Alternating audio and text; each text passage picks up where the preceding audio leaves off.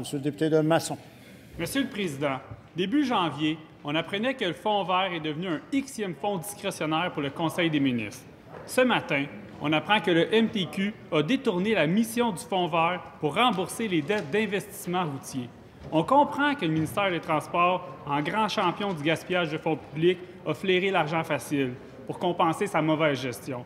Pour ceux qui nous écoutent, le MTQ a octroyé 6 millions à Valero pour un pipeline, 1,7 million à Suncor, 1 million pour un talus à Gatineau, 800 000 à Air Canada et encore plus. Juste pour ces 4 subventions, c'est plus de 8 millions de dollars gaspillés par le ministère des Transports.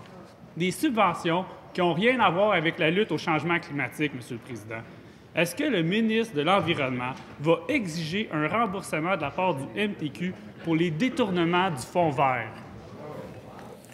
Monsieur le ministre de l'Environnement. Merci, Monsieur le Président. Vendredi dernier, le gouvernement annonçait ses intentions de procéder à une réforme en profondeur de la gestion du Fonds vert. Cette réforme est basée sur 3 piliers: rigueur, transparence et reddition de comptes. Nous allons proposer au cours des prochaines semaines, ici même à l'Assemblée nationale, des modifications législatives afin de s'assurer qu'il y ait justement une meilleure gestion du Fonds vert, une gestion basée par projet, qu'il y ait des indicateurs de performance, une mesure des résultats, qu'on sait où va l'argent et qu'est-ce qu'elle fait, puis qu'on s'assure qu'on ait les meilleurs résultats possibles en matière de réduction d'émissions de gaz à effet de serre.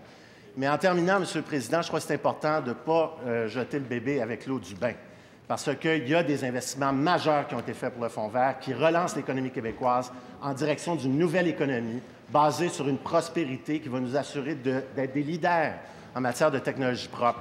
Et je me demande bien si le député de Masson pourrait demander à sa collègue de Saint-Hyacinthe si elle veut qu'on arrête le paiement de la subvention de 22,1 millions à la ville de Saint-Hyacinthe, justement pour doubler la capacité de l'usine de biométhanisation, qui est un succès du Fonds vert.